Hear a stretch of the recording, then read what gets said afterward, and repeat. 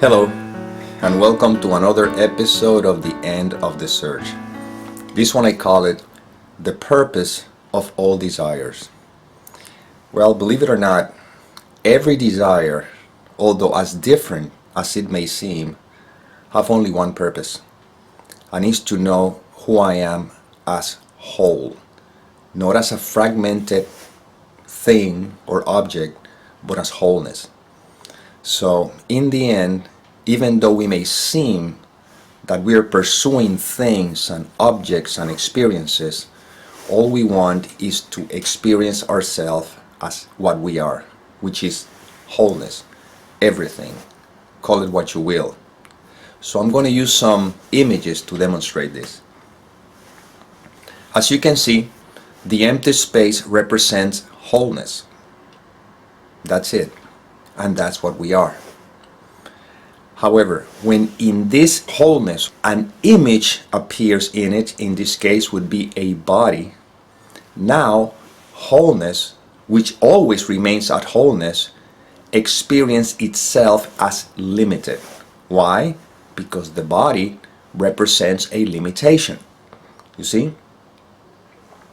The moment that limitation seems to appear in it, what is it that wholeness would want?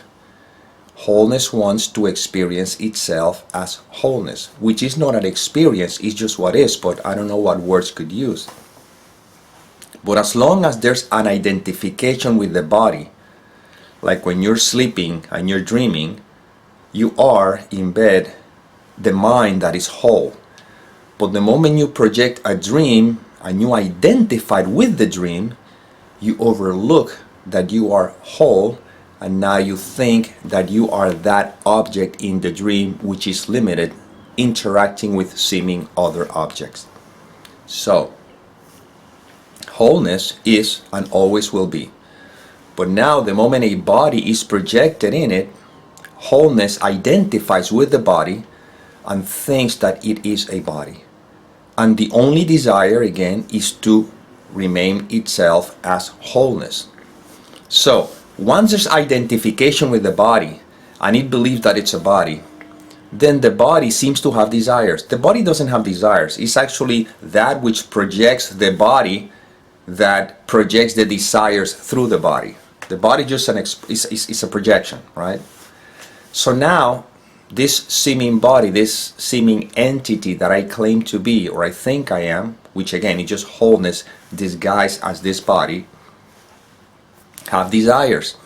I want a new car. I want a bigger house. I want the family. I want more money. I want success. I want to get rid of this, and I want to push. It doesn't matter. But let's go for the things that usually we seem to perceive. He wants all those things.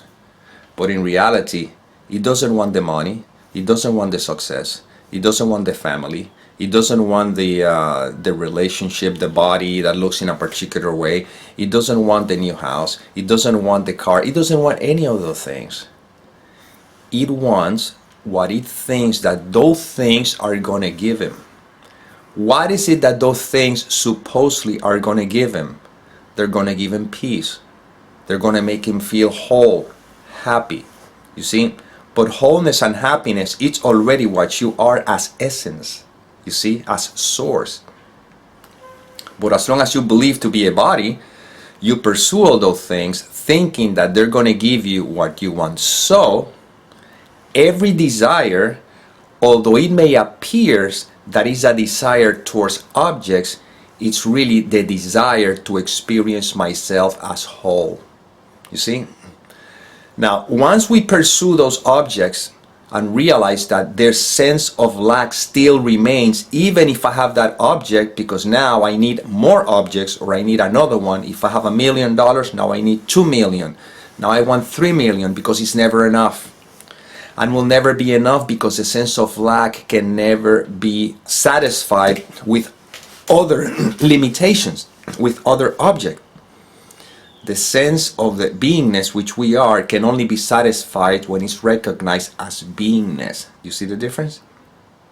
And beingness is not recognized when the attention is in the seeming body that I claim to be, And consequently, when the attention is towards the objects that I think that I'm pursuing.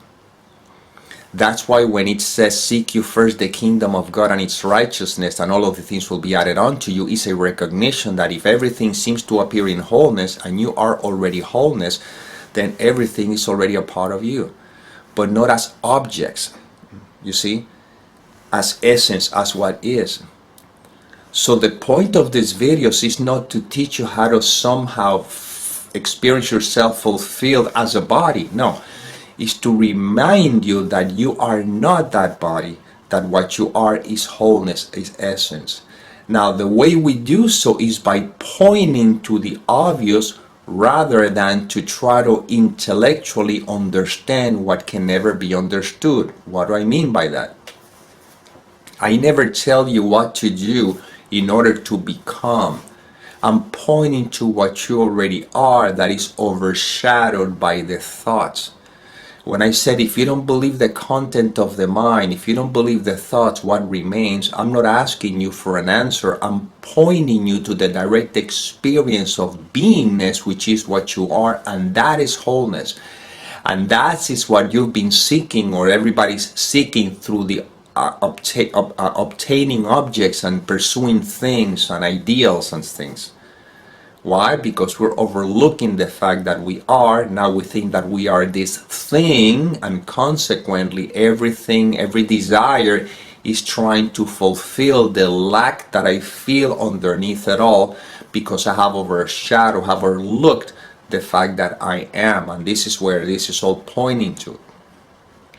But the mind is so identified with the sense of identity that it needs to pursue a lot of things until it comes to the direct realization that no matter what you have, no matter what you do, no matter what you get, will never give you the permanent peace and satisfaction in which you rest by the nature of your being, by the nature of what you already are.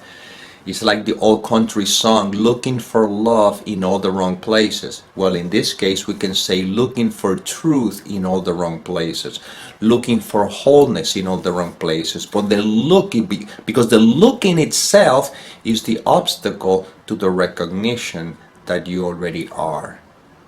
And we're pointing to the fact that you are. And this only is experienced when true desire for peace is there. If I'm still pursuing things, thinking that I am looking for peace, in reality I'm still distracted. But when you're ready, because you realize that you have accomplished everything you thought you wanted, or for some reason they cannot be accomplished, and there's a sense of incompleteness and whatever, well, in that case, that's fine. All we're doing is, what you're looking for is yourself, and we're not asking you to do or go anywhere, just simply be. And in that being, you see, the fact that you are becomes obvious, and you already are. And yes, all these other things can happen in your life. If you're meant to be a musician, you'll play music. If you're meant to have a house, you'll have the house or the bigger house. If you're meant to have any of those things, that'll happen anyway, but they will not be a distraction to the fact that you are. And this is where this is pointing to. Once you know that you are, then everything else is just basically icing on the cake, but does not affect at all the peace, the underlying peace, which is what you are. It's not what you get or what you seek. It's what you already are. Right now, if you don't identify with any thoughts, what remains? You see? If you don't believe any thoughts, what remains? What remains is you. Not as a person, but as beingness, wholeness, source, as that, and you are that. Well, this is the inspiration that came through. I hope it served. And as always, may peace permeate the mind so that love can be extended.